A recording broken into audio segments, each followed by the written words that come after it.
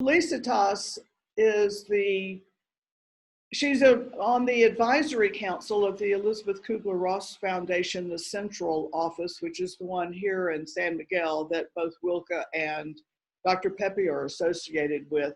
She also is the owner in Buffalo, New York, of the Health and Healing Center for Yoga. Oh, I'm sorry, I got that wrong. Healing Waters Center for Yoga, Health, and Healing. And she has been working with clients on their mindfulness and contemplative practices for over 20 years. She has been very interested in the whole theory around preparing for a thoughtful death and how a big part of being successful in doing that is what we have going on in our minds. Are we comfortable? Do we feel at peace? Do we feel at ease? Because that is going to be a tremendous part of being able to plan for your own thoughtful death. So let's see what we've got here. My Old Age, a Menu I Must Choose, that's the book. There is the information on Françoise in the chat room with her email address so you can let her know. Is the book available in US Amazon? No. Pepe self-published. And at some point he may get into a better distribution methodology for it. I don't know what he has plans for that, but right now it's in the trunk of his car. That's where it resides. All right, so if we're all ready, let me turn this over to Felicitas. Diana, I'd like to say, oh, okay, I'm in the main screen now. So let's get Felicitas on here and get this workshop going. All right, so hello to everyone. It's so great to see everyone in San Miguel. I live half of the year in San Miguel, so when I'm not in San Miguel, I do miss it. So I'm really happy to see some of you are in San Miguel. I know some of you are in other parts of the world. So I'm in East Aurora, New York, which is close to Buffalo. It's a really wonderful spring day here. I have put my dogs out in the garden. I have 3 dogs, so I hope that they're going to behave. And I love to teach these kind of classes in person because there's so much interaction.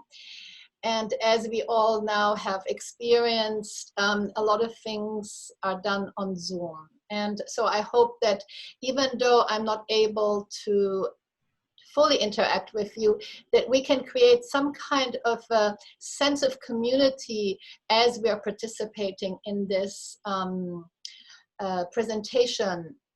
So we are in San Miguel, in Buffalo, in different places in the world. But just to start with, I wanted to guide you through just a few moments of a centering exercise to fully arrive here. So all I need you to do, I see some of you are maybe lying down, which is perfectly fine. But what I would like you to do is just to take a comfortable seat on your chair and maybe close your eyes if you're comfortable, or keep your eyes open or softly open, and take a deep breath. So inhale, exhale. And then with the next breath, I invite you to visualize your breath flowing all the way down to your feet. So just like a river, imagine that breath flowing down to your feet, into your toes. And if you're lying on your bed, you can just feel your entire back body releasing into your bed or your couch or wherever you may be at the moment. But if you're sitting on the chair, really feel that sense of connection to earth. So you may be 2 floors up, 1 floor up, 4 floors up. So I invite you to imagine soft roots that are growing from the soles of your feet through any floors, connecting to the live earth underneath.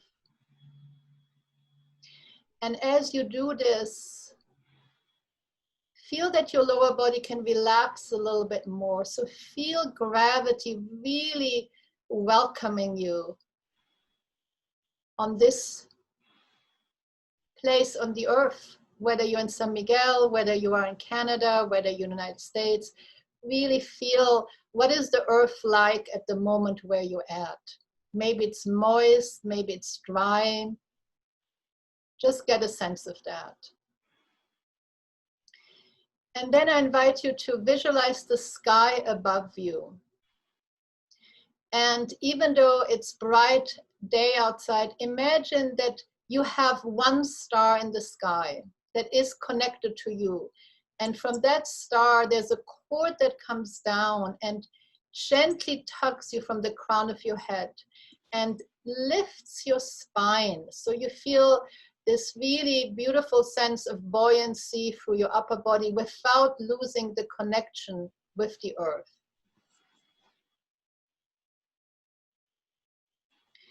And then drop the chin to the chest and release your head down.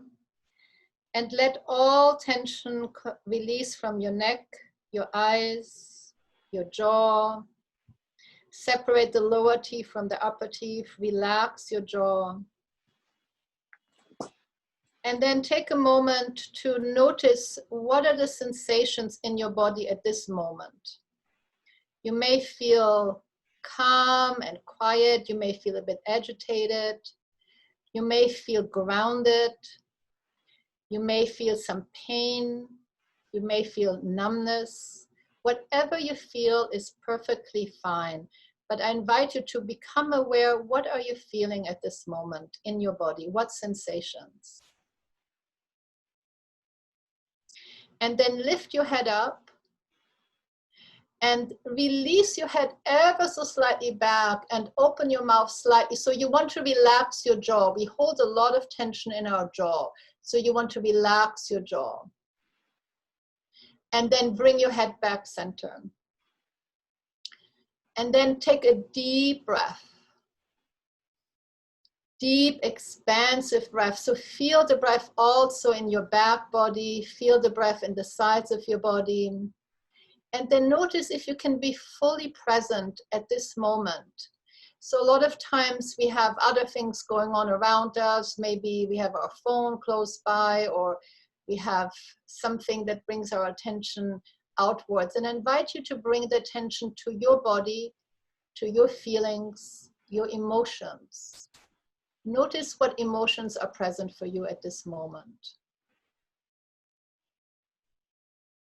Maybe there is sadness, maybe there's joy, maybe there is numbness. Whatever there may be, there is no wrong or bad or good or right emotions. Simply become aware of the emotions that are present at this moment. And then notice the temperature in your room. How does the air feel on your skin? Notice the sounds that are present in your room. Notice the sounds that are present outside of your room. And then take a deep breath.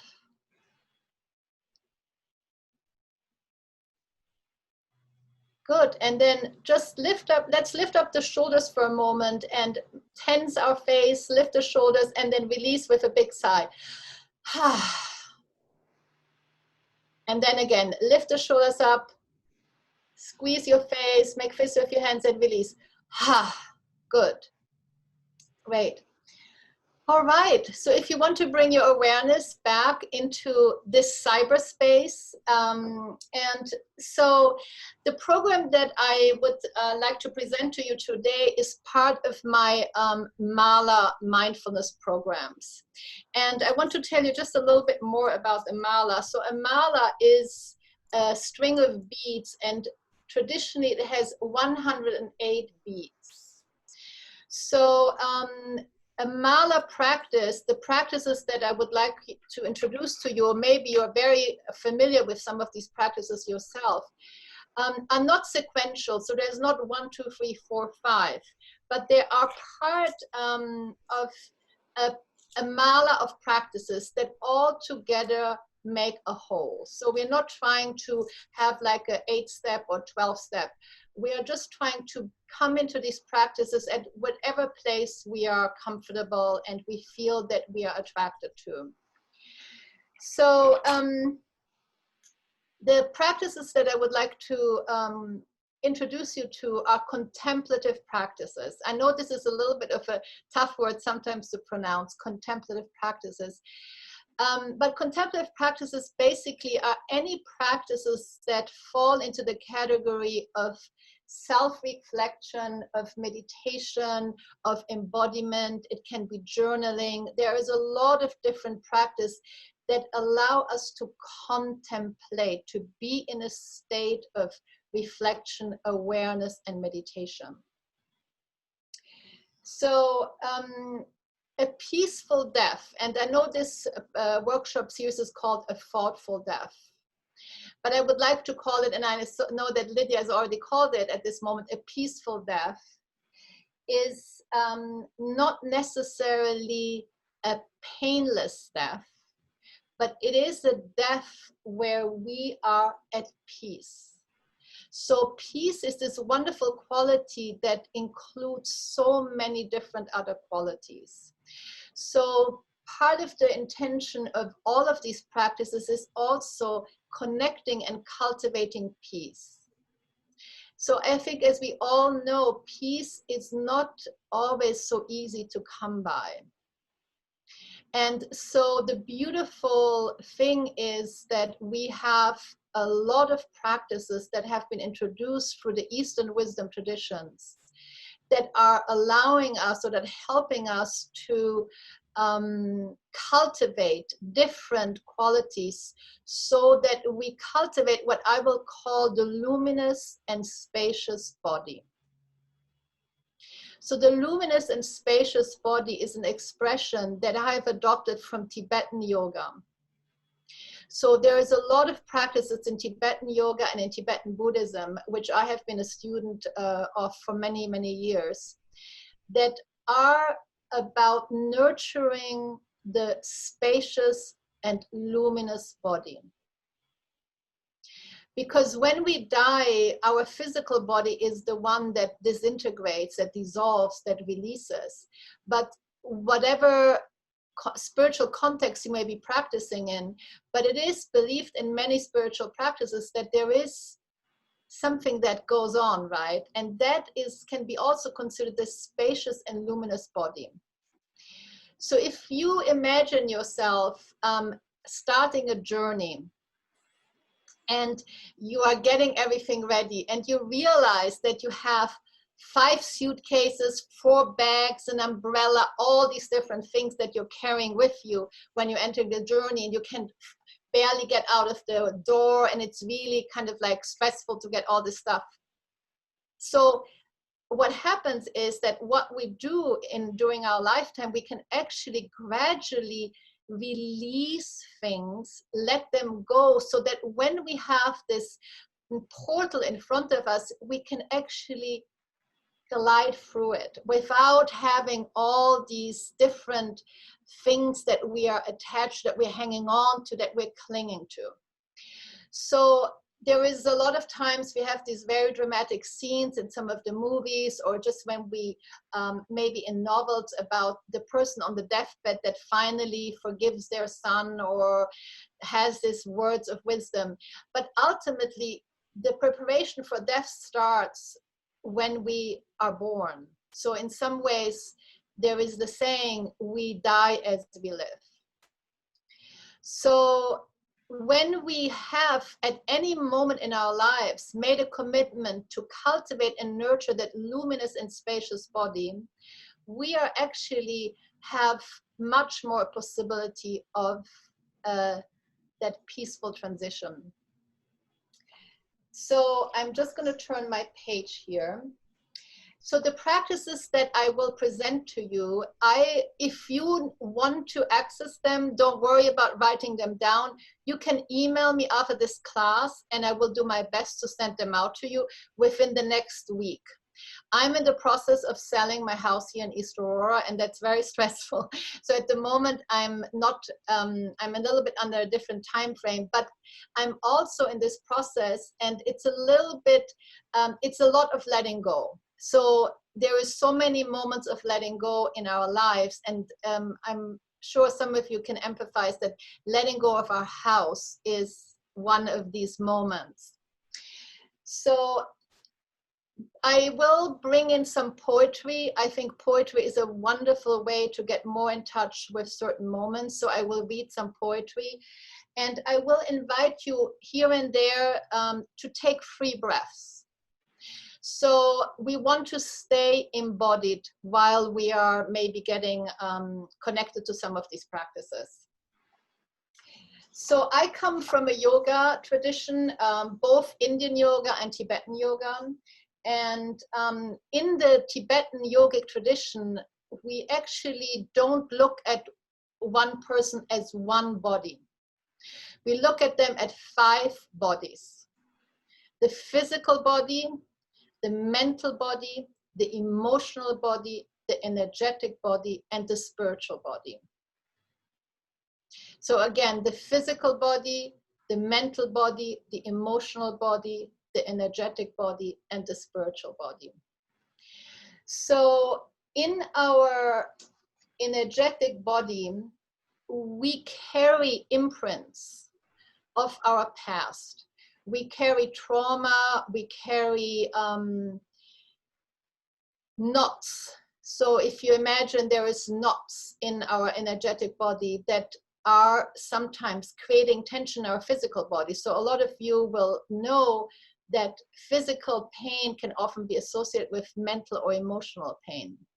So these practices are also about clearing. So a lot of Eastern wisdom tradition practices are about clearing our mind, clearing our energetic body, and kind of creating a new page every day when we wake up, creating that freshness in ourselves. So the main ingredient for nurturing the luminous spacious body is peace.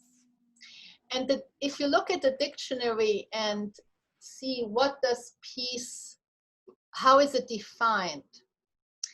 And it's undisturbed by strife, turmoil, or disagreement.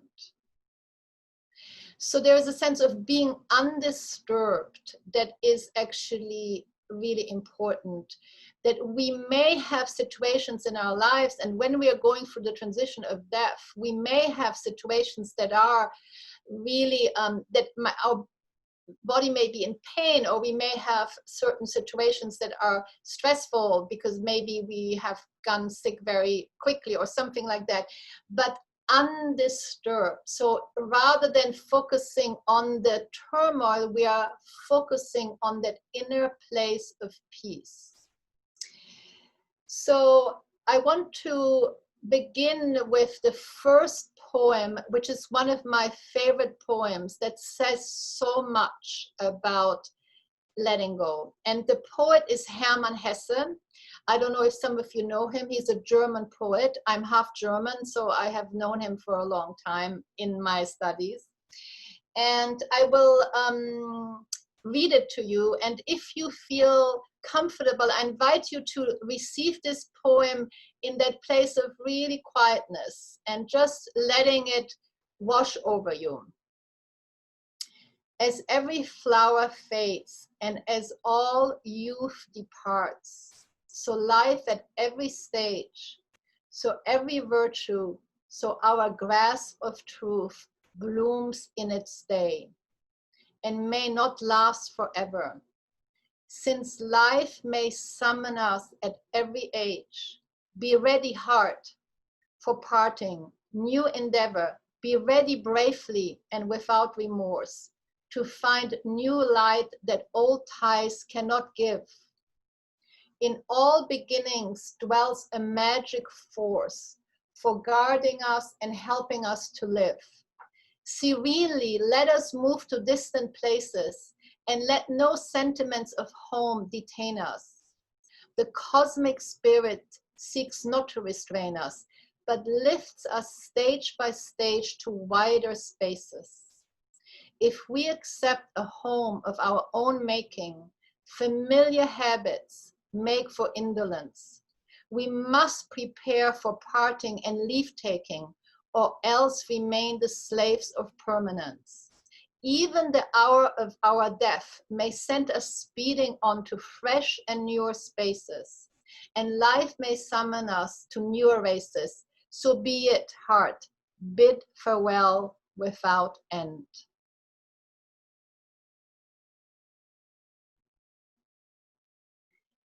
It's such a beautiful poem. So this poem segues us into the first mala, the first field of practice, which is letting go. So letting go on a very tangible level, so we always start with the more tangible, concrete things, is letting go of things, letting go of objects, letting go of the necessity of always being right. So there also are habits.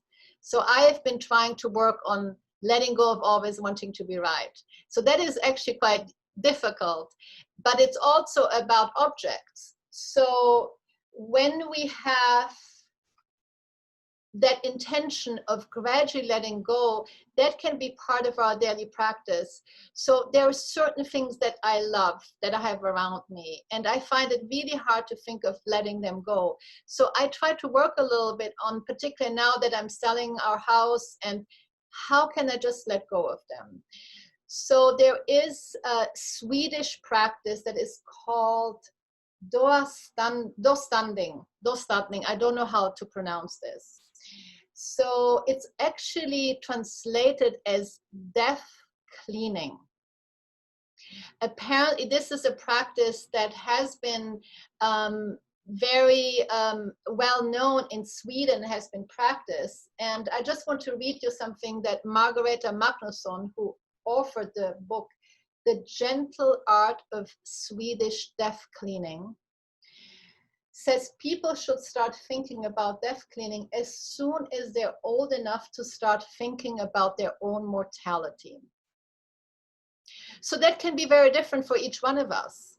So we may start thinking about our own mortality when we are in our 40s, when we are in our 60s, when we're in our 80s. There is no right or wrong way. But the moment when we start to become really aware of our mortality, that is a moment when we can start letting go of some of our physical, tangible stuff. Don't collect things you don't want. One day when we're not around anymore, your family would have to take care of all that stuff, and I don't think that's fair.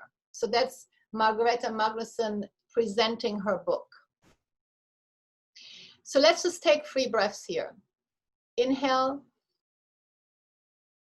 Exhale, relax your shoulders. Inhale. Exhale, feel the breath also going to your back lungs. Inhale. Exhale. So this is a very short quote by Mary Oliver. To live in this world, you must be able to do 3 things: to love what is mortal, to hold it against your bones, knowing your own life depends on it, and then when the time comes, to let it go, to let it go. This is from Mary Oliver in Blackwater Woods. So I was saying that I have been working in terms of letting go on my need to be right. So the best way to start noticing what our patterns may be is through the practice of meditation. So when we have a meditation practice, we are starting to see what our identifications are and what patterns we may be cultivating in the way that we look at the world. So the first mala is start a meditation practice tomorrow. Because even if you have a meditation practice that is 5 minutes long, it will gradually change the way that you work with your mind. And when we want to cultivate that luminous and spacious body, when we are training our mind to not identify with our opinions, with our judgments, with our ideas, then what do we create? Space. We create more space. Fresh space becomes available. So when we are in the process of dying, we are actually, if we come from the Tibetan yogic perspective, we are entering this really vast spaciousness. So we don't have the ability to identify with our body, our surroundings, and to have some kind of familiarity, how it feels to rest in that kind of spaciousness is a really important part of being able to go through that transition in a peaceful way. So I wanted to just do 2 minutes of meditation practice. So this is just 2 minutes, so don't worry. But I would like you to just come again and sitting down in a comfortable position, closing your eyes, feeling your body, and then I invite you to feel your breath, and you don't have to breathe any deeper or more expanded, but feel the sensations of the breath as it flows into your nostril and as it flows out through your nostrils. So just stay with that awareness, the sensations of the breath as it flows into the nostrils and as it flows out of the nostrils. I'm going to ring the gong here, and we're just going to hold this space for a few moments.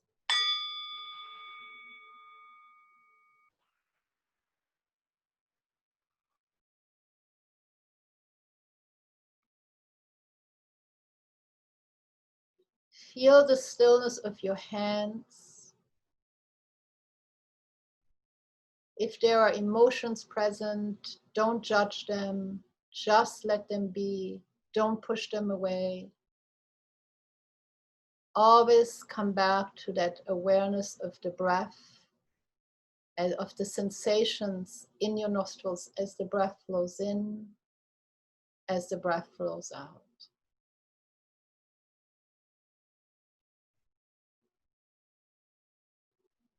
The mind wants to wander.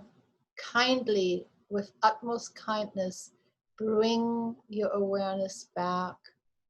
The sensations of the breath coming in through the nostrils, flowing out.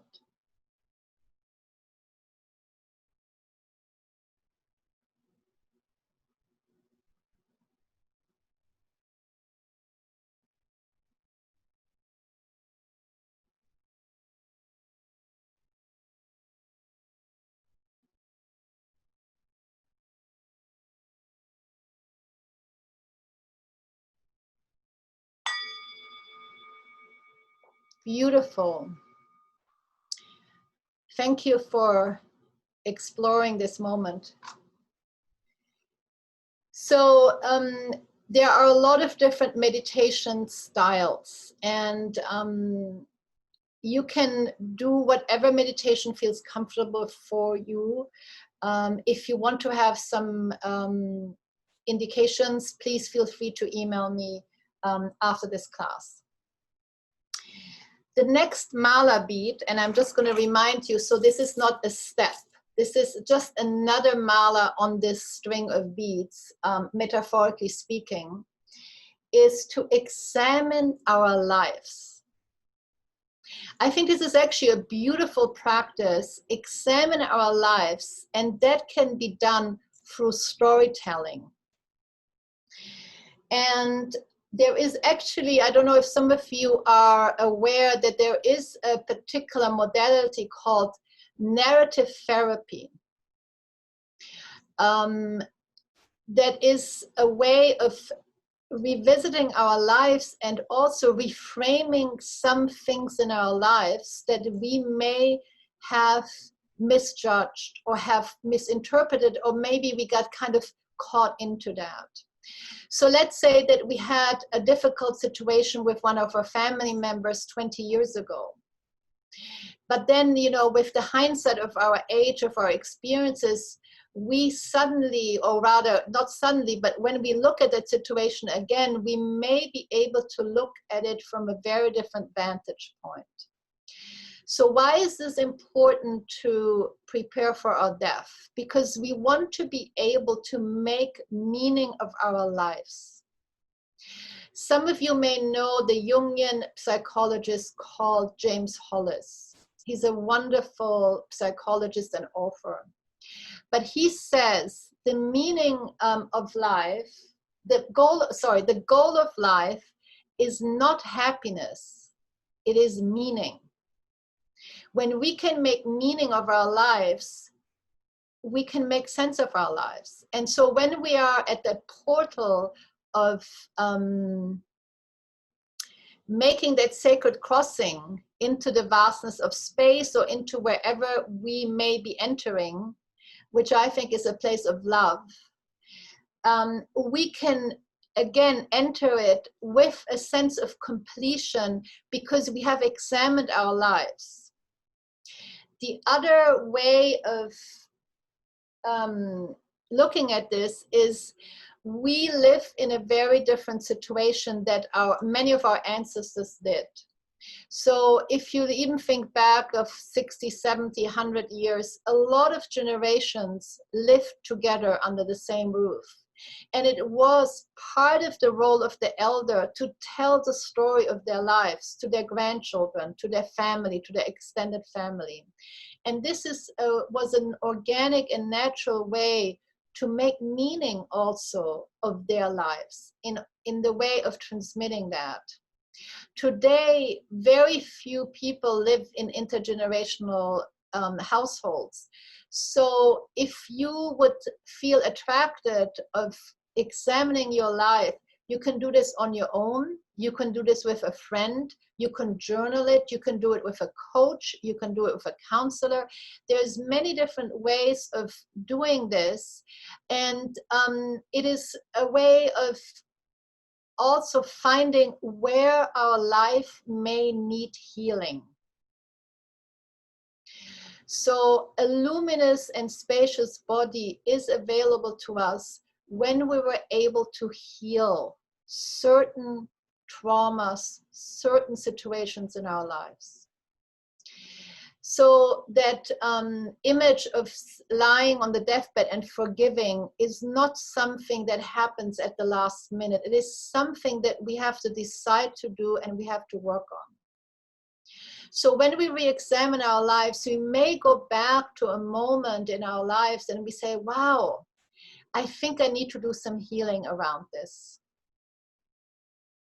How do we heal something? We heal it by understanding it, by examining it, and we also can heal it through some of the practices that we are going to go through. So if there's an intention, we can start. Our body is, I always feel that our body always wants our best, our energetic body, our physical body.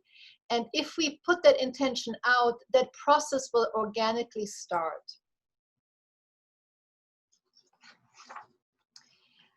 The mala number 4, and again, this is not sequential, is acknowledge our suffering. Acknowledge our suffering. So when we examine our lives, we are not trying to paint a rose-tinted, look through rose-tinted glasses. But we also want to know that there is suffering, that suffering is part of everyone's life. So if you are a little bit familiar with some of the Buddhist, the Four Noble Truths, the first noble truth is to accept that there is suffering. So we don't want to try, well, everything went well, I'm happy, it's okay. No, we want to see, yes, there were moments in my life that I'm suffered, and maybe I'm suffering right now, but can I acknowledge that? Can I actually accept that? And can I let it go, let it be? So when we acknowledge something, we can then start to let it be, let it go, heal it. If we don't acknowledge it, it will stay in that unconscious bubble that will be one of our suitcases that we have, metaphorically speaking, at the portal when we are going in that transition to the other world. There's a beautiful quote by Rumi: "Don't run away from grief, O soul. Look for the remedy inside the pain, because the rose came from the thorn and the ruby came from a stone."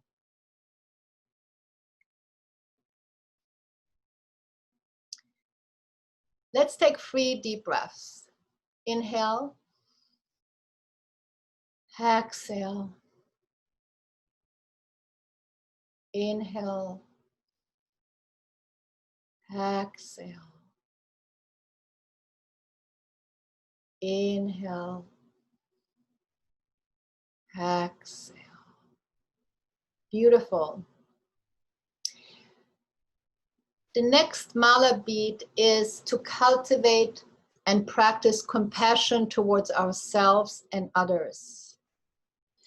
So when we examine our lives, we sometimes can also come up with feelings of shame, anger, guilt.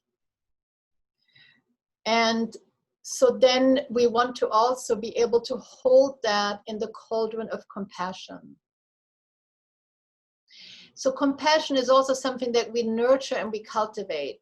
It's not something that just like, okay, I'm compassionate. We also want to cultivate that. And a way to cultivate that is to have in your daily practice a way of repeating an intention.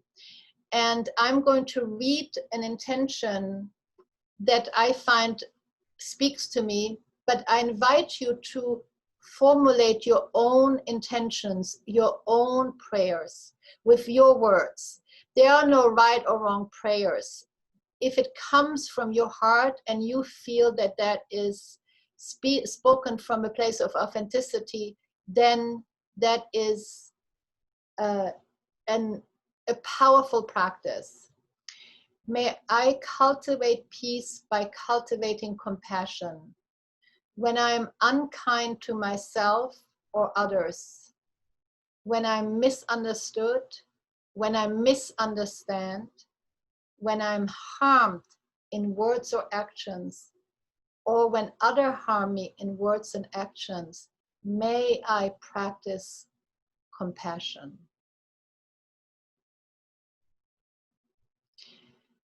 All the practices start with ourselves.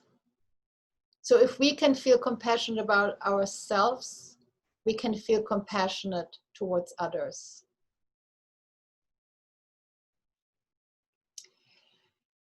The other prayer that I would like you to consider is forgiveness.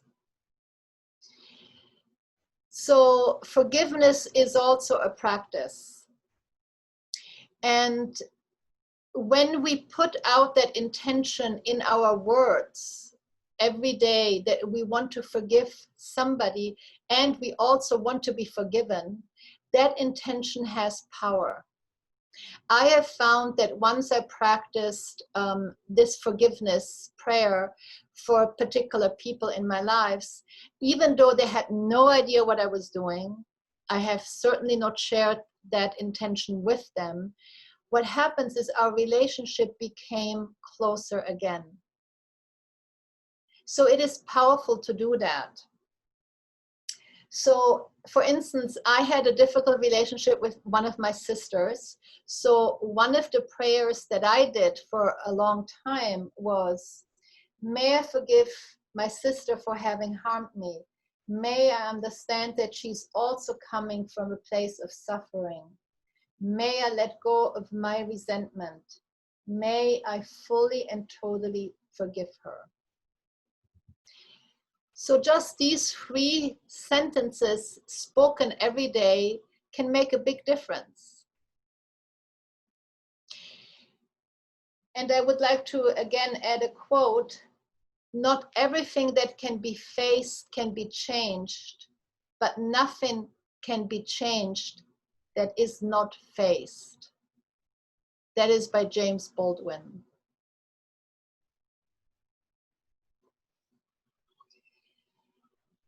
The next mala is the mala of gratitude.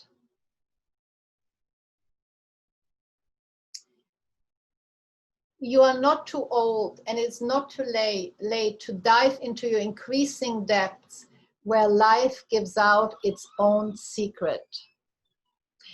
This is a quote by Rainer Maria Rilke. So gratitude helps us to get over our poverty mentality. So I don't know if you are familiar with the term poverty mentality. Poverty mentality is when we always feel there is not enough. We have not enough money, we have not enough love, we have not enough friends, we have not enough whatever it is. So I realized in my meditation practice, and this is how the practices connect to each other, is that when we start to understand and to see how we are thinking through having a meditation practice, we are also noticing how we sometimes are seeing situations. And I definitely acknowledged and realized that there are certain situations that I approach from a poverty mentality, where there is not enough. So gratitude is a really wonderful way to heal that poverty mentality. So I invite you to maybe add this, and you don't have to do all the practices at one time, but you can kind of rotate them to have a practice that you can practice gratefulness by just also seeing beauty. There is so much beauty around us, and there is so much suffering around us. But sometimes appreciating something very simple and really acknowledging that and saying internally to that thing or that place or that person, you're so beautiful. I'm so grateful for you. Whether that is a flower, a tree, an animal, a human being. You're so beautiful. I appreciate you and I'm grateful for you. So once you start to make this more part of your daily life, you will find that that nectar of gratefulness is going to infuse your being, and it's going to continue to feed that luminous and spacious body. So let's take 3 deep breaths. Inhale. Exhale, relax your shoulders. Notice if you're tensing your shoulders, tensing your face. Inhale. Exhale. Inhale. Exhale. Feel the connection to earth. Feel the temperature in the room. Fully be present to yourself.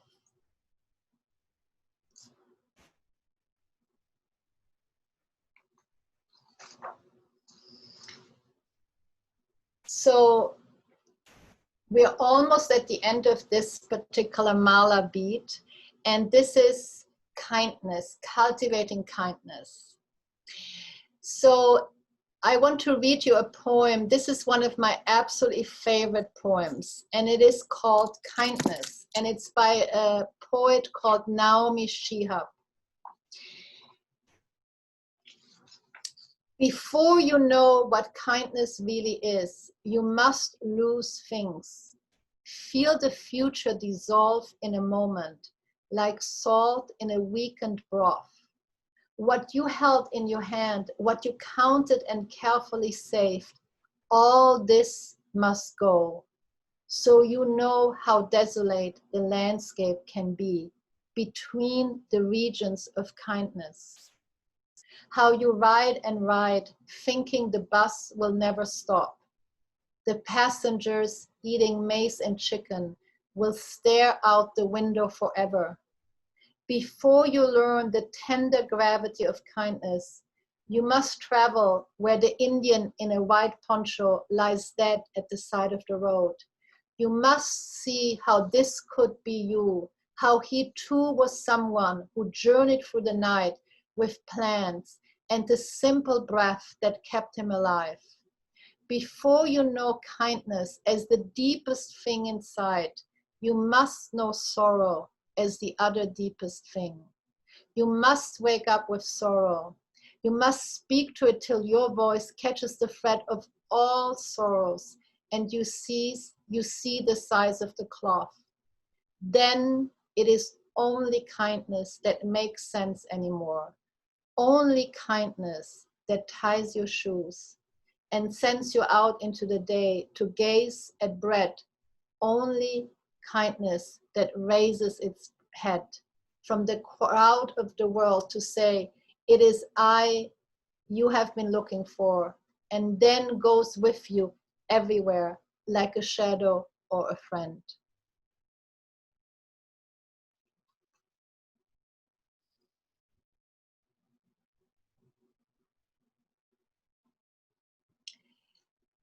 So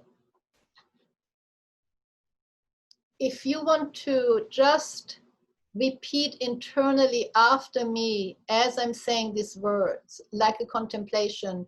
So if you want to close your eyes and just internally say to yourself, may I be filled with loving kindness. May I be held in loving kindness. May I feel connected and calm. May I accept myself just as I am. May I be happy. May I know the natural joy of being alive.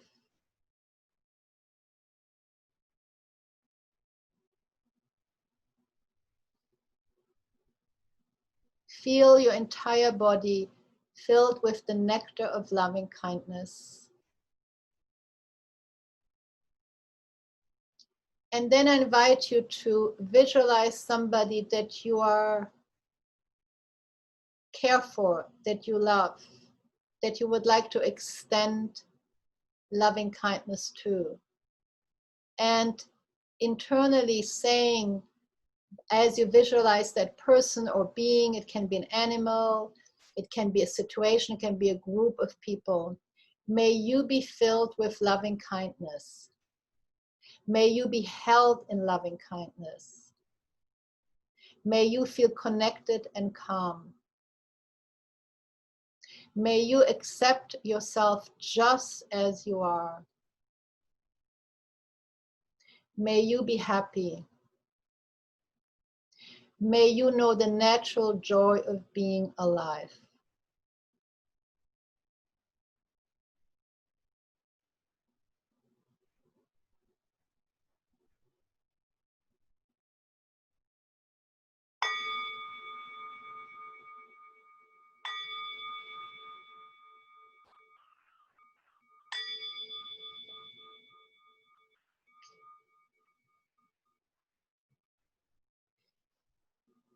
So preparing for our death is an act of love.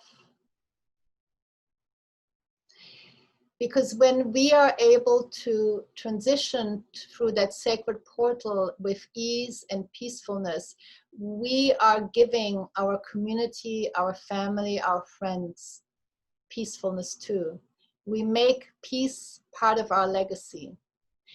Because as we all know, if somebody leaves this world, a friend, a family member, with a sense of peace, even if it was a really difficult situation, we have been gifted with that peace.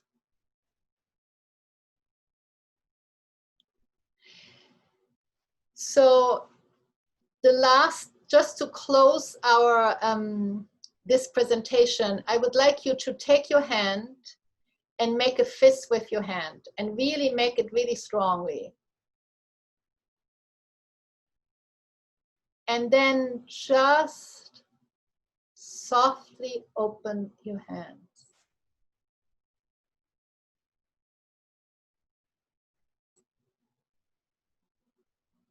And release the hand.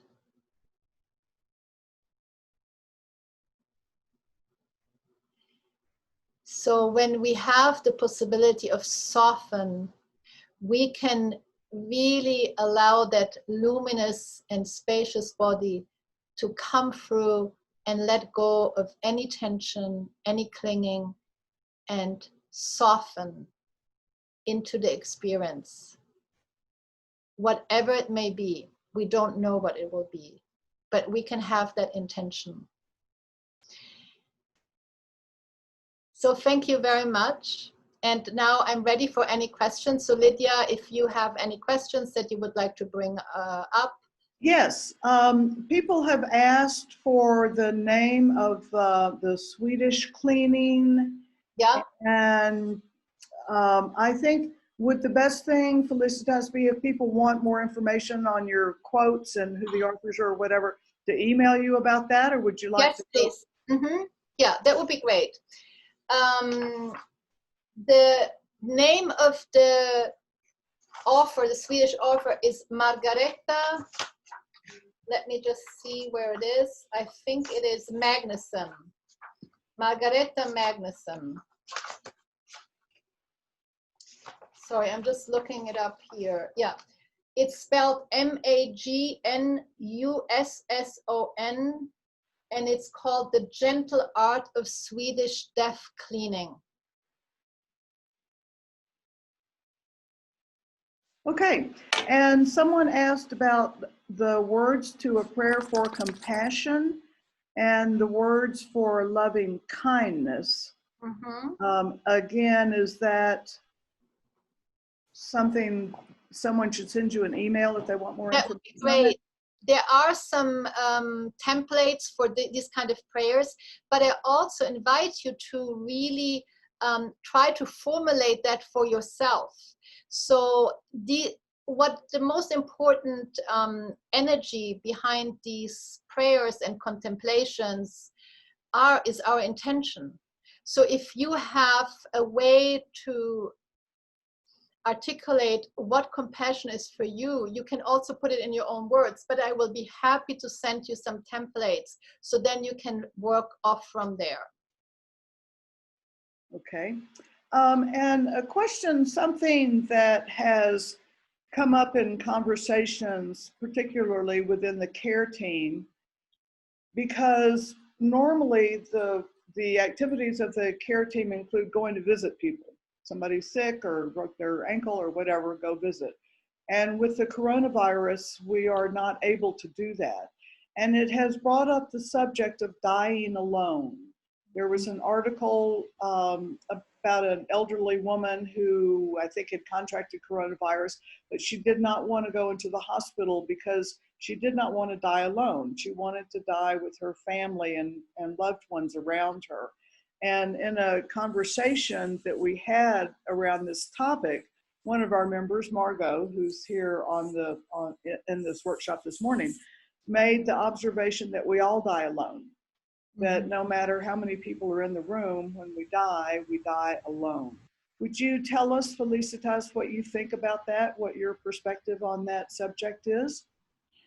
I do believe that it is, I don't know, I cannot fully say, but I do feel that some of these practices are also allowing us to open up to other layers of reality. So in some ways, we are alone in the sort of conventional sense of the word, but I do feel that we are accompanied by our spirit guides, by our ancestors, by whoever is close to us, maybe in different realms. So when we are open to accepting, or when we are open to explore the possibility that there are other realms, we may be able to contact them, or we may be able to actually see. A lot of times, I don't know if you know about this, but a lot of times when people are in the dying process, they will start seeing people in their room that have been deceased. Sometimes they're animals too. So they are already connecting to a very subtle energetic layer. So this is also a sense of attachment. Of course, I mean, if we are in our dying process and we are separate from our family, that is very painful. And at the same time, if we have learned how to communicate, and how to energetically, and how to come with a place of intention, that will be eased somewhat. Okay, good, thank you.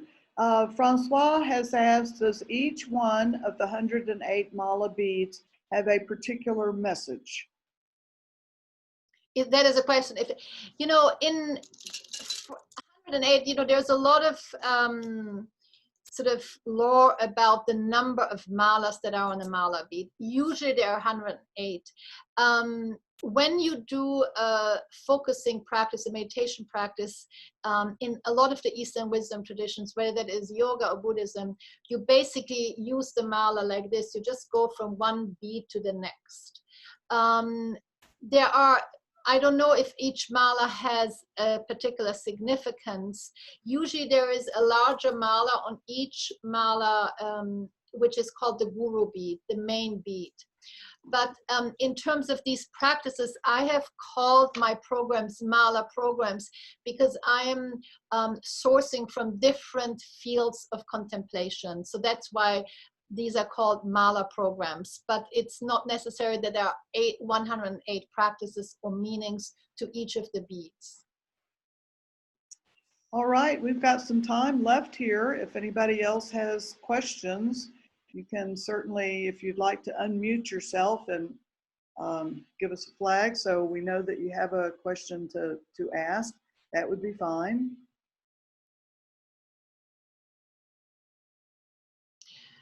Okay, so I see in the chat box there is a question about the poem by Hermann Hesse and the poem by Mary Oliver. So the poem by Mary Oliver is called In Blackwater Woods. That's the name of the poem that I quoted from Mary Oliver. And the name of the poem by Hermann Hesse is Parting. P-A-R-T-I-N-G, Parting. Okay, I'm not seeing any other questions come up here. I'm curious, is the mala bead associated with some particular kind or practice of meditation and contemplation? You know, what is interesting is that there are mala beads pretty much in almost every culture. So there is in Nepal, in India, but if you go to various places in Africa, there is mala beads. So even in Christian is the rosary. Rosary is a kind of a mala bead. So it is basically a way to focus our attention on something while we are praying, or how to focus our mind. So I did grow up in Italy, and when I was growing up, I remember very vividly going by the churches where mostly women, I would say all women, have practiced the rosary early in the morning for an hour or so. You would hear the recitation, and they would have the, you know, the rosary beads in the hands. So it's almost common to all different spiritual practices and religions. But it is mostly known in the yogic and Buddhist sort of context, I would say. And Judith asks, what is the meaning of mala? That's actually, I think what it's Good called, question. it's called bead. It's bead. It's a bead. Bead, B-E-A-D, a bead, a mala. Oh, so a mala is a bead. Yeah. Oh, so they're malas, not mala Yeah. beads. Okay. Okay. Anything else? Anyone else have a question or a comment? I'd like for you, if you would, to give us a little bit of feedback. We're going to be reaching the end of the series of workshops, and we're trying to determine what would be, there's been so much interest in the topic, what would be a good way to carry on. Talking with Wilka about carrying it on with the Elizabeth Kuber-Ross Foundation. I'm also talking with the board of UU to see about continuing under that umbrella. And I would like to know weekly meetings, monthly meetings, would you be interested in carrying on? It would be a much more interactive format rather than having presentations like this. We might have a much shorter presentation or have a topic that we want to talk about and discuss so everybody can share their views and perspectives. So if you would take a moment before you leave the meeting and just type down what you think would be the best use. I hate to lose the momentum since we've got this going now, and I think there will continue to be interest at least as long as we're isolated. I expect once we're out of isolation, then people are going to want to go out and not sit in Zoom meetings, but we'll see how it holds up. So if you could, let us know what you think about that. Well, thank you very much, Felicia. Jane, I just wanted to, because I saw in the chat box, I have recordings that everyone that are free to the public, people, there was a question about having sound recordings. If you go to my website and you go to the home page and you go down, I have recordings on SoundCloud, they are free. There's relaxation exercises, there is meditation exercises, so you can access them and you can practice them there. So this, I think Diana put the website address on the chat box. You go there, you scroll down the home page, and you will be able to access the SoundCloud recordings. They're audio recordings. And this workshop has been recorded.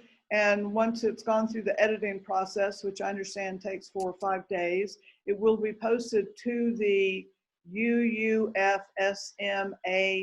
YouTube channel, which is where the Sunday services are posted and maybe other workshops. I'm not sure what else is getting posted there, but that's a great place to bookmark for yourself because you can go back and watch things again or catch things that you missed. Good. All right. Well, thank you so much, Felicitas. This was very interesting. We've already gotten some very positive feedback. Favorite of all. Okay. So thank you so much. And I will then leave the group. Thank you very much. It was wonderful to be with you. Thank and you. be well. Okay. Thank you very much. Thank you. All right. Bye, everybody.